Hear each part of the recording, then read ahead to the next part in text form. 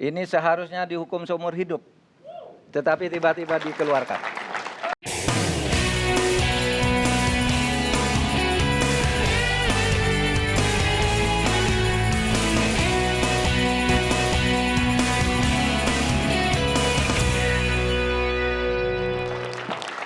Selamat malam, 1 jam lebih dekat malam ini mungkin akan menjadi spesial karena tamu kita malam ini mungkin menjadi seorang Presiden Republik Indonesia berikutnya.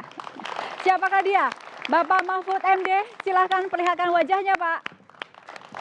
Selamat malam. Selamat malam. Malam ini. Bapak selamat malam, apa kabar, sehat dan semangat? Baik, Oke. Alhamdulillah sehat, semangat. Bapak sudah yakin untuk maju menjadi Presiden Republik Indonesia? Insya Allah. Bapak sudah yakin Bapak terkenal? Saya yakin saya dikenal oleh cukup pendukung. Oke. Untuk membuktikannya, kami sudah merekam pendapat masyarakat berikut ini. Mahfud MD itu mantan ketua MK. Nggak tahu, saya nggak pernah baca koran.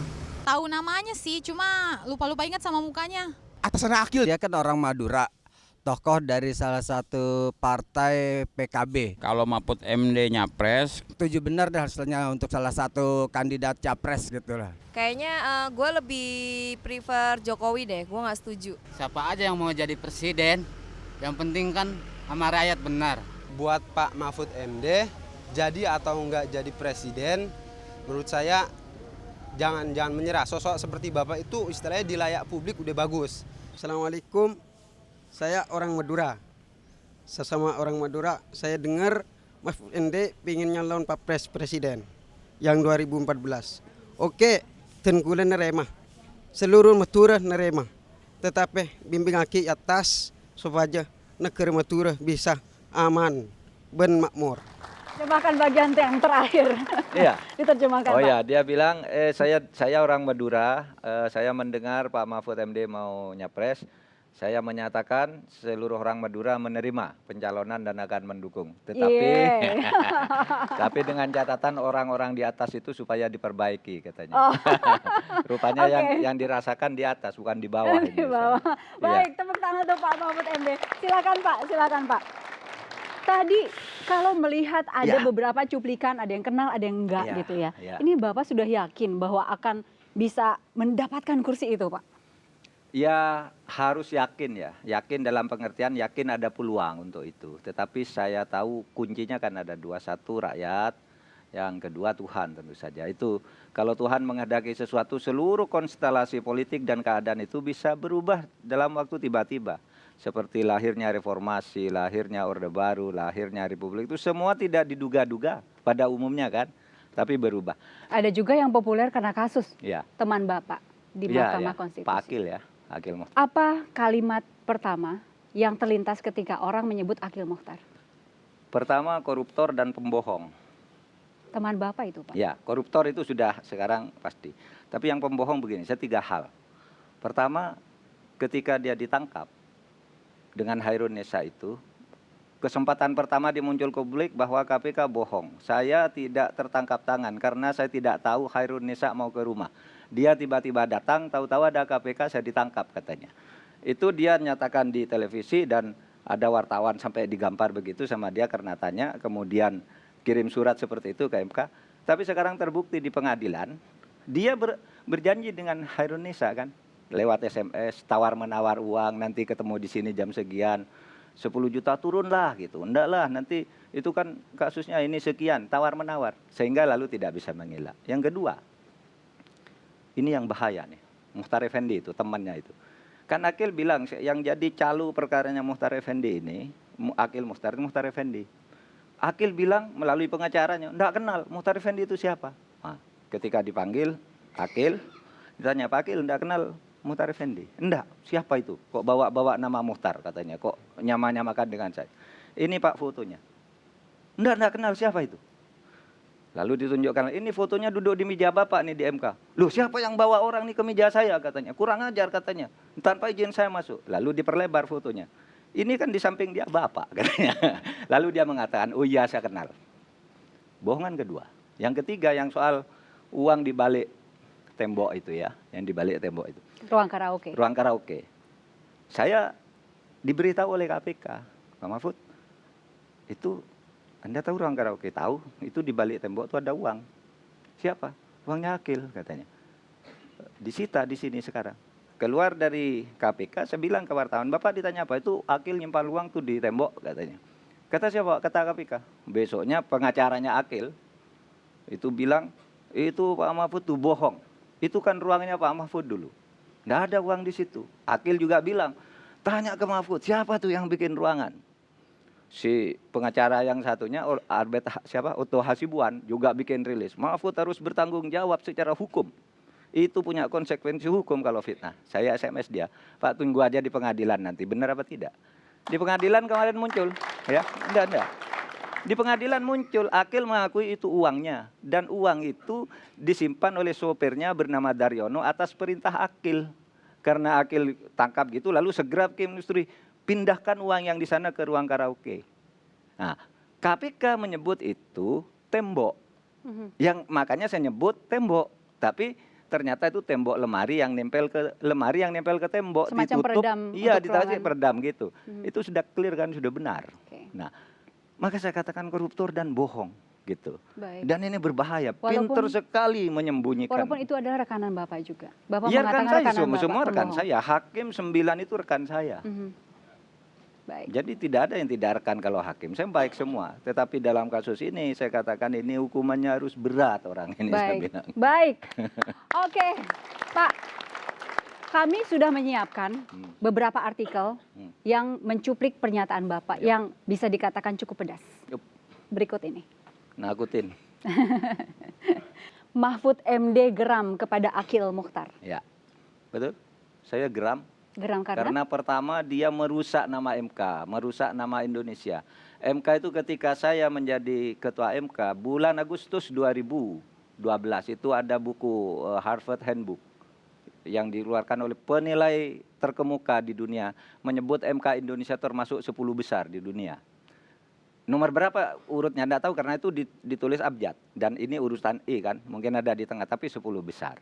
Itu tahun 2012. Tapi begitu ada kasus Akil Mukhtar itu semua hancur. Jangankan dunia internasional, orang rakyat sendiri menjadi tidak percaya. Makanya saya geram sama dia sampai sekarang.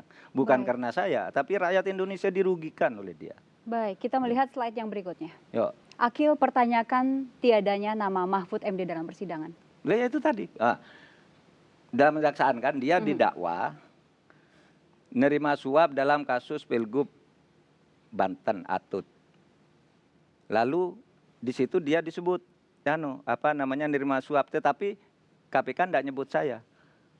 Dia bertanya, loh, yang saya dituduh korupsi, padahal yang memeriksa kasus itu Mahfud kan gitu. Ini bukan korupsi Banten maksudnya, ini korupsi dengan bisnis dengan Ratu Samagat. Jadi dia bertanya, kenapa kalau memang Banten kok saya yang dituduh korupsi wong timnya Mahfud. Nah itu satu dia ngakunya. Tetapi saya yakin dia korupsi. Oleh sebab itu kalau bertanya kenapa Mahfud tidak disebut, ya jelas tidak disebut dong. Yang korupsi situ yang meriksa Mahfud kok situ yang korupsi. Kan gitu jawabannya kan. Iya kan. Saya meriksa tiba-tiba dia korupsi. Saya tidak tahu. Maka saya pastikan begini, Indi, kasus Banten itu, Pilgub Banten itu jelas ada penyuapan. Tetapi vonis Banten di mana saya nangani sama sekali tidak ada penyuapan. Itu uang masuk langsung ke Akil. Dan itu buktinya begini, itu telanjang sekali. Saya memeriksa kasus itu tanggal 8 November. Memutus tanggal 22 November. Akil sudah menerima suap Pilgub itu tanggal 18 Oktober. Sebelum Pilgub dia sudah menerima uang untuk kasus Pilgub itu. Berarti dia sudah mengantisipasi bahwa ini besok akan jadi perkara, saya peras saja nih, diperas, bayar. Nama Bapak diseret-seret. Iya, nanti akan muncul. Nanti gini, yakinlah saya yakinnya bahwa nanti KPK itu akan membuktikan untuk pembicaraan Akil dengan Wawan. Dan Bapak yakin tidak ada? Yakin 1000% saya tidak ada. Kecuali Akil akan membawa-bawa, tapi KPK tidak menemukan bukti setetes pun itu. Kalau nggak yakin, ngapain maju menjadi calon presiden ya Pak? Oh iya. Kalau saya terlibat itu tidak layak menjadi calon wakil presiden, calon presiden, bahkan seluruh harta saya kira haram. Baik, seperti itu ya Pak ya. Mungkin yang ada di sini harus diingatkan kembali ya profil seorang Mahfud MD yang sudah kami persiapkan juga. Oke. Berikut ini. Profesor Dr. Muhammad Mahfud MD atau yang lebih kita kenal sebagai Mahfud MD adalah Ketua Mahkamah Konstitusi dan Hakim Konstitusi periode 2008 hingga 2013. Pria kelahiran Madura 13 Mei 1957 ini memulai karir sebagai dosen di alma maternya, Fakultas Hukum Universitas Islam Indonesia, Yogyakarta, di tahun 1984 dengan status sebagai pegawai negeri sipil. Mahfud meraih gelar doktor dari Pasca Sarjana Universitas Gadjah Mada, Yogyakarta. Mahfud tercatat sebagai dosen tetap Fakultas Hukum Universitas Islam Indonesia pertama yang meraih derajat doktor pada tahun 1993. Anak keempat dari 7 bersaudara ini meloncat mendahului bekas dosen dan senior-seniornya di Universitas Islam Indonesia. Bahkan tidak sedikit dari bekas dosen dan senior-seniornya yang kemudian menjadi mahasiswa atau dibimbingnya dalam menempuh pendidikan pasca sarjana. Pada tahun 1999 hingga 2000, Mahfud didaulat menjadi pelaksana tugas staf ahli Menteri Negara Urusan Hak Asasi Manusia. Berikutnya pada tahun 2000, diangkat menjadi Deputi Menteri Negara Urusan HAM yang membidangi produk legislasi urusan HAM. Karirnya terus menanjak pada tahun 2000 hingga 2001 saat mantan aktivis HMI ini dikukuhkan sebagai Menteri Pertahanan pada Kabinet Persatuan Nasional di era pemerintahan Presiden Abdurrahman Wahid. Pada periode tahun 2004 hingga 2008, Mahfud menjadi anggota Dewan Perwakilan Rakyat. Mahfud bertugas di Komisi 3 DPR sejak 2004 bersama koleganya di fraksi Kebangkitan Bangsa. Pada tahun 2008, Mahfud terpilih menggantikan Hakim Konstitusi Ahmad Rustandi yang memasuki masa purna tugas. Selanjutnya, pada pemilihan Ketua Mahkamah Konstitusi, Mahfud terpilih menjadi Ketua Mahkamah Konstitusi menggantikan ketua sebelumnya, Jimli Asyidik. Mahfud menikah dengan Zaizatun Nihayati sejak tahun 1982. Dari pernikahan itu, Mahfud dan Yati dikaruniai 3 orang anak, yaitu Ihwan Zain, Vina Amalia, dan Royhan Akbar. Bapak merasa karir Bapak sudah lengkap? Kalau bisa dikatakan Bapak ini lengkap ya? Pernah menjadi anggota legislatif, yudikatif, dan eksekutif sekali. Ya. Lebih dari lengkap, karena saya tidak pernah membayangkan bisa masuk ke legislatif, masuk ke eksekutif, dan ke yudikatif di tingkat pusat. Sebetulnya cita-cita masa kecilnya apa, Pak? Jadi guru agama aja, makanya saya belajar di pondok pesantren. Dulu Mbak, di Madura itu kalau jadi guru agama terhormat, tiap malam Jumat diundang mimpin tahlil, dikasih uang, dikasih berkat gitu. Wah hebat bener nih orang, cita-citanya jadi guru agama. Sederhana saja Tapi ya. sesudah masuk sekolah guru itu, saya terpilih menjadi murid terbaik sehingga dikirim ke Jogja. Di PHIN namanya, di situ kumpulan anak-anak terbaik dari setiap karesidenan di Indonesia. Nah, di situ saya kenal dengan ahli hukum, lalu saya bercita-cita ingin jadi hakim. Maka saya masuk Fakultas Hukum. Sesudah masuk Fakultas Hukum, saya ketemu seorang dosen yang sangat idealis dan pinter, serta jujur, sederhana, namanya Artijo Alkostar. Saya berubah cita-cita, saya ingin jadi dosen kayak gini aja lah, orang yang hebat gitu. Nah, sesudah itu saya milih terminal terakhir ingin jadi dosen, udah jadi profesor, mestinya udah tercapai. Tapi Tuhan memberi bonus jadi menteri, sesudah itu jadi anggota DPR, jadi ketua MK. Jadi sudah lebih sebenarnya yang saya peroleh ini. Kalau dalam istilah hukum itu namanya ultra petita. Tuhan memberikan sesuatu di luar yang diminta. Menarik, jadi kita masih akan lanjutkan lagi ya Pak ya. Sesaat lagi kami kembali. Kalau ada kelebihan dari harta saya itu, dari batas yang wajar sebagai yang saya miliki sebagai pejabat dari gaji, kelebihan nyatakan saja saya korupsi.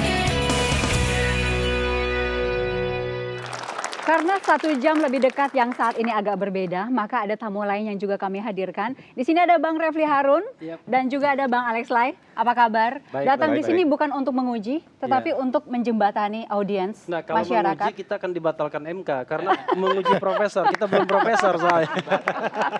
Baik, jadi bentuknya bukan menguji tetapi menyampaikan apa yang ingin diketahui dari masyarakat ya. Nanti ke Pak Mahfud. Sebelumnya kita lihat dulu, ini ada beberapa cuplikan dari masyarakat yang menyatakan inilah beberapa PR dari Presiden Republik Indonesia berikutnya. PR Presiden 2014 yang paling pertama adalah gimana caranya buat perekonomian stabil.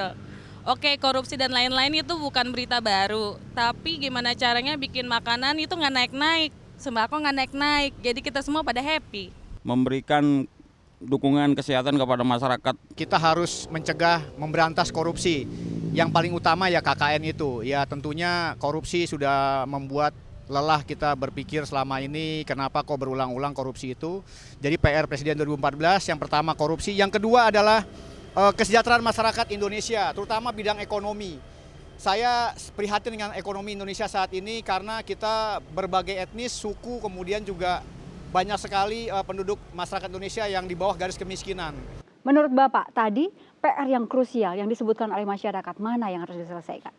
Itu mungkin karena saya pengalaman di bidang hukum. Bagi saya kunci semua itu termasuk kemiskinan, perekonomian, kesehatan. Itu kita sudah punya program yang bagus, anggarannya di APBN bagus sekali anggarannya. Tetapi semua itu gagal karena apa? Karena tidak ada penegakan hukum. Korupsi terjadi di mana-mana. Birokrasi kita tuh dari atas sampai ke bawah korup semua. Oleh sebab itu benar itu yang ketiga tadi yang mengatakan, yang korupsi kuncinya. Kalau korupsi sudah diatasi, penegakan hukum bisa ditegakkan dengan benar, maka saya kira orang seperti Suparman yang sakit lalu tidak mampu bayar lalu dibuang oleh pegawai rumah sakit lalu mati di pinggir jalan, itu kan sama sekali tidak menunjukkan negara kita ini berfungsi dengan baik. Kekayaan kita banyak, dikorupsi tidak apa-apa tapi orang dibuang di pinggir jalan. Itu nampaknya orang baru kaget sesudah itu terjadi. Banyak orang melahirkan, ditahan di rumah sakit. Anaknya tidak bisa dibawa pulang karena tidak mampu bayar. Harus di sini sebelum bayar, tapi selama di sini bunga, biayanya naik terus, uangnya tidak ada. Nah yang seperti ini kan karena manajemen pemerintahan tidak mampu menghadapi korupsi yang sekarang merajalela. Oleh sebab itu, ya tembakan utama kita ke depan itu memang korupsi karena Mbak ini data yang mengagetkan bagi kita. Anggaran APBN kita berapa sekarang? 1.850 triliun APBN. Hutang kita 2.400 triliun. Korupsi kita di satu bidang saja, menurut Abraham Samad hasil perhitungan KPK, di bidang migas saja 7.000 triliun, 4 kali APBN. Masih ada orang terlantar seperti itu. Masih ada orang 28 juta orang dalam hitungan konservatif, angka rendah Indonesia, 28.500.000 orang. Sekarang ini hidup dalam kemiskinan. Kalau menggunakan ukuran Bank Dunia, orang miskin di Indonesia sekarang 108 juta. Baik. Anggarannya banyak, korupsinya 4 kali APBN-nya, gitu. Jadi itu bidikan pertama Bapak ya? Iya, harus di situ. Bagaimana aparat ini ditertibkan, korupsi dibersihkan, dan membersihkan korupsi itu hanya bisa dipimpin oleh orang yang bersih di atas. Baik. Tidak tersandra oleh apapun. Bang Refli dulu atau Bang Alex dulu? Bang Refli silakan. Karena ini kan pertanyaan soal integritas, Prof ya. Ya. Prof kan pernah, ini sukar bagi publik mengatakan pejabat publik kita itu tidak pernah terima uang gitu ya. Entah itu suap, gratifikasi dan lain sebagainya. Kira-kira Prof, yakinkan ke publik, Prof tidak pernah menyentuh soal suap dan gratifikasi. Begitu. Oke. Saya pernah seminar dengan seseorang duduk di sini. Dia bilang, sudahlah korupsi itu mari kita kalau yang kecil-kecil kita lewatkan aja. Kita bedik yang besar-besar. Saya bilang tidak bisa. Korupsi itu meskipun 1 rupiah korupsi harus ditindak. Lalu ada orang bilang, sudahlah jangan sombong. Tidak ada pejabat itu yang bersih. Saya bilang tidak boleh pejabat mengatakan itu. Saya pejabat, saya bersih. Saya bilang bisa diperiksa apa saja. Nah sekarang untuk meyakinkan gini, Mas Refli. Saya hakim jadi pejabat, gajinya tercatat. Saya bukan pengusaha. Sehingga kalau saya punya kelebihan harta tidak boleh saya bilang, oh saya punya perusahaan, itu bohong saya. Orang tua saya tidak mewariskan apa-apa yang berarti. Sehingga wah ini dapat warisan, tidak ada. Oleh sebab itu sekarang rekening saya jelas. Rekening istri saya dan anak-anak saya jelas. Nomor teleponnya saya serahkan semua ke KPK agar disadap. Kalau ada kelebihan dari harta saya itu, dari batas yang wajar sebagai yang saya miliki sebagai pejabat dari gaji, kelebihan nyatakan saja saya korupsi. Nggak usah harus dibuktikan apa-apa, nyatakan saya korupsi. Kalau saya nggak bisa kan dihukum. Gitu.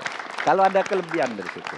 Ini kan orang kalau hartanya banyak alasannya, wah saya kan berusaha ini, saya punya perusahaan itu, istri saya bekerja di situ. Enggak, saya enggak punya penghasilan lain selain itu. Kalau lebih dari itu nyatakan saya sebagai koruptor. Gitu aja. Cara membuktikan lebih gampang. Kita istirahat dulu sejenak, kembali saat lagi. Sekarang salah atau Sekarang benar? kan tidak. Sekarang kan tidak. Presiden selalu mengatakan ada masalah itu di polisi. Wah, bukan urusan saya.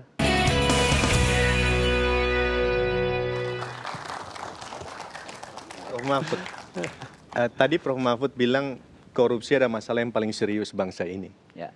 Nah pertanyaannya, Prof. Mahfud ini kan pernah jadi anggota DPR, Ya. menjadi menteri, kemudian menjadi hakim dan bahkan ketua Mahkamah Konstitusi.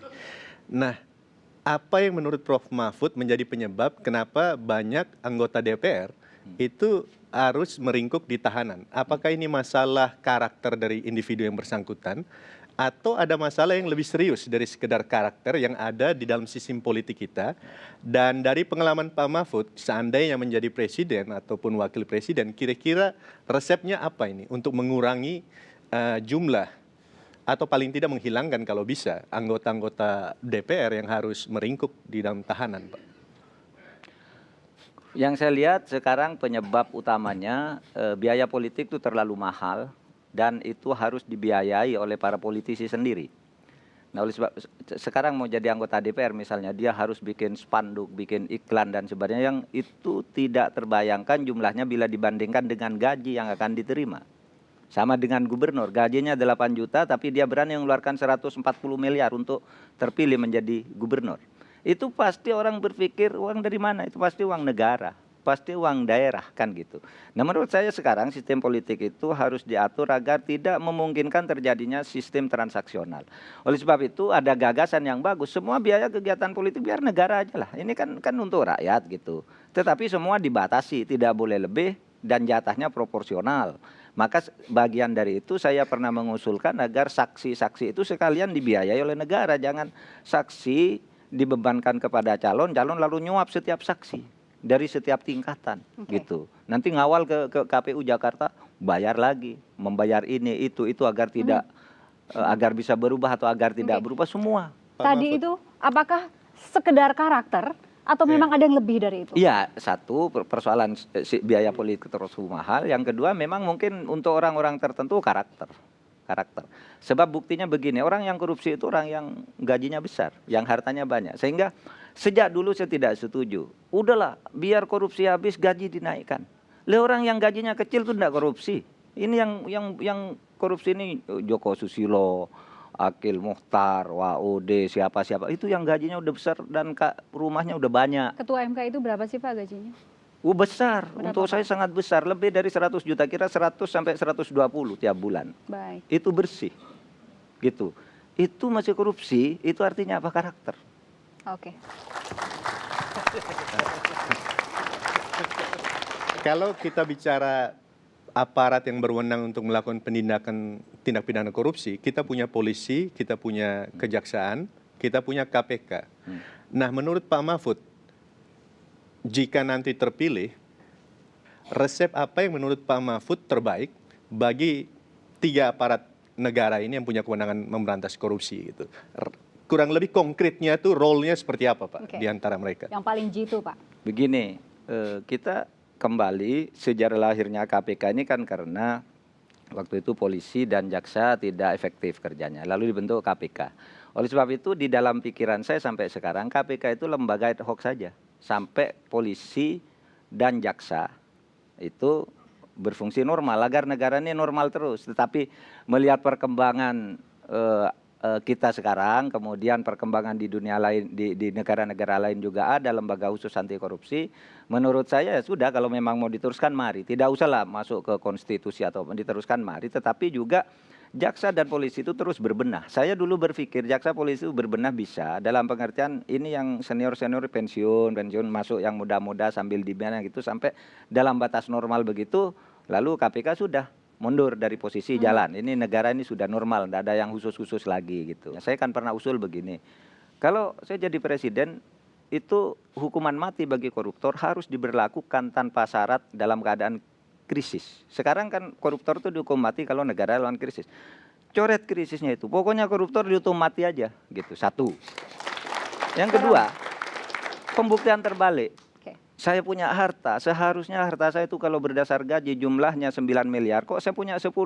Langsung Anda sudah korupsi 1 miliar. Buktikan sih kan secara balik. Jangan jaksa yang buktikan, tapi Anda yang buktikan bahwa harta Anda itu sah.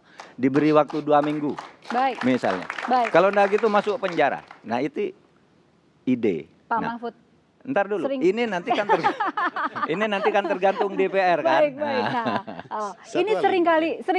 seringkali masyarakat mendengar pernyataan Bapak Presiden yang mengatakan bahwa tidak bisa mencampuri yudikatif. Nanti Bapak kalau sudah jadi Betul. presiden, Saya juga tidak akan mencampuri yudikatif, tidak akan mencampuri legislatif gitu, kecuali di bidang legislatif yang milik bersama. Maka saya katakan saya punya ide seperti tadi, kalau legislatifnya juga pilihan-pilihan yang korup, orang terpilih secara korup, berkolusi dengan korup, mungkin ide saya tentang pembuktian terbalik, tentang hukuman mati ditolak gitu. Nah, itu satu. Tetapi kalau presiden tidak boleh mencampuri penegakan hukum, itu salah. Presiden itu justru diangkat untuk menegakkan hukum. Dia tidak boleh mencampuri urusan peradilan. Kalau menegakkan hukum dia wajib, kalau polisinya tidak benar dia panggil polisinya. Kenapa terjadi begitu? Yuk presentasi. Ini pakar menilai Anda begitu. Gitu. yang sekarang salah atau Sekarang bukan? kan tidak. Sekarang kan tidak. Presiden selalu mengatakan ada masalah itu di polisi. Wah, bukan urusan saya katanya. Itu urusan polisi. Di luar saya. Tugas saya ini kan gitu sekarang. Kejaksaan ada masalah, bukan urusan saya. Loh, jaksa itu atasannya presiden. Justru di situ presiden perlunya. Tetapi dia tidak boleh masuk ke Mahkamah Agung atau ke Mahkamah Konstitusi gitu. Baiklah. Makin panas. Kita istirahat dulu sejenak, kembali saat lagi. Ini kenapa, Prof? Kok sepertinya di publik kok ada split karakter? Lalu orang menganggap wakil ini orangnya Pak Mahfud. Kembali di 1 jam lebih dekat, kami sudah berdiri di depan layar dan berikutnya ada trivia ya Pak ya. Oke. Bapak silakan langsung mengeluarkan komentar Bapak secara singkat dan padat terkait dengan gambar yang akan ditampilkan. Apakah Bapak siap? Siap. Yang pertama. Ini sungguh mengharukan. Di negara yang kaya raya seperti ini anak sekolah harus berjalan di jembatan yang sangat berbahaya. Baik. Mengharukan ya. Berikutnya. Wah, ini dia. Ini seharusnya dihukum seumur hidup.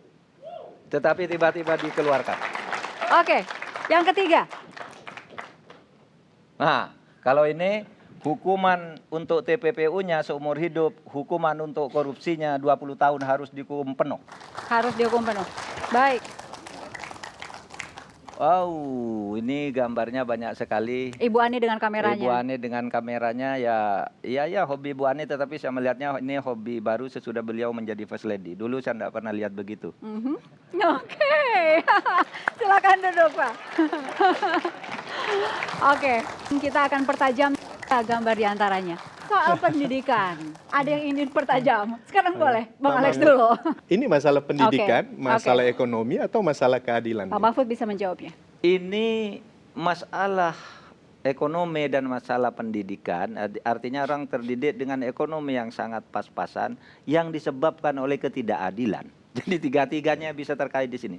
Hukum ke depan harus memperhatikan hal seperti ini. Karena sekarang jarak kesenjangan itu sekarang gini Mas. Kalau di dalam ekonomi ini indeks Gini rasio yang bagus itu kalau ada di sini tipis. Tapi sekarang ini sejak zaman reformasi, zaman Orde Baru masih 2 gini. Sekarang sudah 4 begini.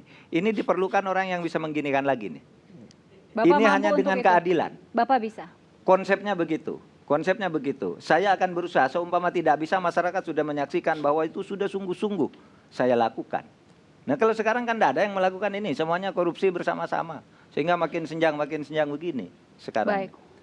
Iya, ada satu hal yang kadang-kadang saya pikirkan terhadap Prof. Mahfud begitu ya. Dan mungkin juga publik juga berpikir demikian. Prof. Mahfud ini memang spontan, tapi dalam banyak hal unpredictable. Tidak bisa diduga begitu.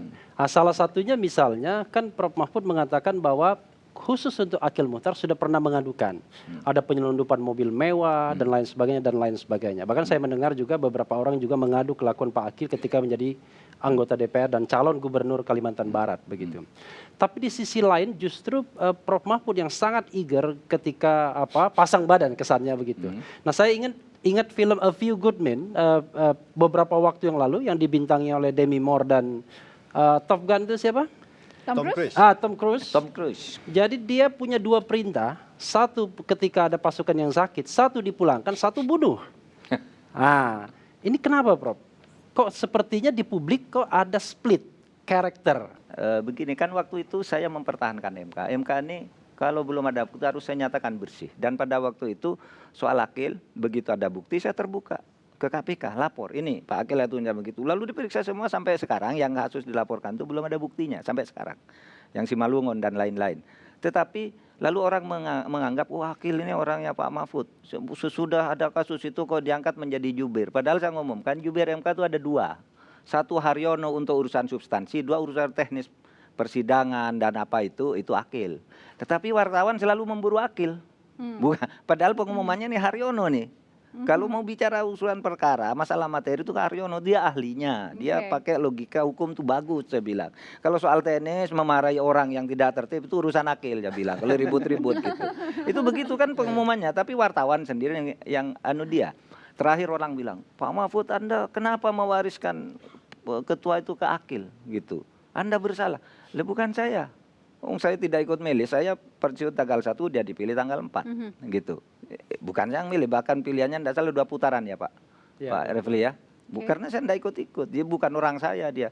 Tetapi tentunya kalau ada misalnya ada main mata saya dengan Akil sedikit pun pada waktu itu misalnya, tentu sekarang saya tidak akan berani menggebrak kayak gini kan. Sekarang saya tabrak aja dia melakukan itu. Bukan untuk pencitraan Pak? Enggak. Saya ingin membuktikan bahwa saya tidak ada urusan apapun dengan dia di masa lalu.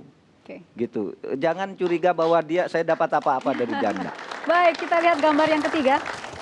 Nah ada penajaman.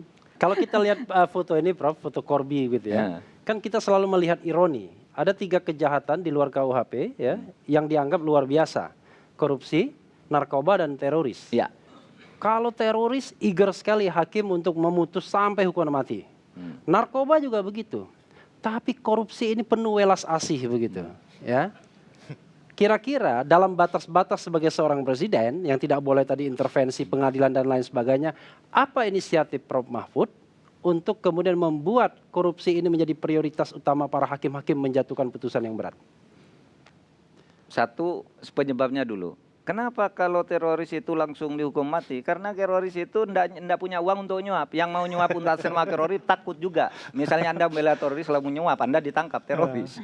Maka enggak ada yang membela nih teroris, langsung hukum mati. Narkoba masih ada yang bayar, ada yang tidak gitu ya, ada yang dihukum, ada yang tidak. Tapi kalau koruptor ini pada umumnya punya uang, punya channel untuk membayar. Nah oleh sebab itu, ya itu tadi, bagaimana penegakan hukum tanpa pandang bulu itu dimulai dari pucuk kepemimpinan yang bersih. Sehingga dia punya keberanian untuk membersihkan aparat-aparat di bawahnya. Kalau saya bilang gitu, ini kok enggak beres, saya beri waktu kamu sekian bulan, ini clearkan, jelaskan. Kalau ini enggak beres sekian, saya ganti.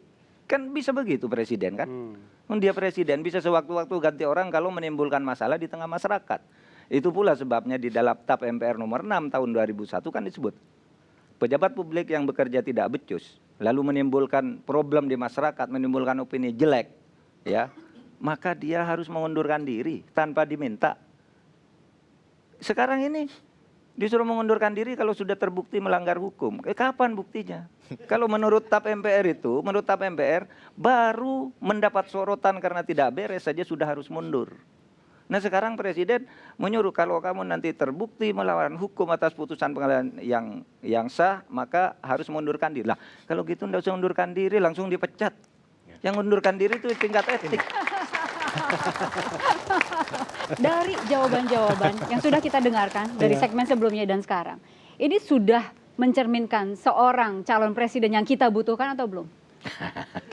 Itu dari dulu Prof Mahfud itu sudah pantas jadi presiden. Pertanyaannya Pak Mahfud pantas atau tidak, saya pikir udah sejak lama orang mengatakan Pak Mahfud pantas menjadi salah satu yang dipertimbangkan. Oke, silakan bersalaman kalau begitu. Kami masih akan kembali saat lagi. Ini dia. Aduh, ini. Kamu Mahfud A, kamu Mahfud B, kamu Mahfud C.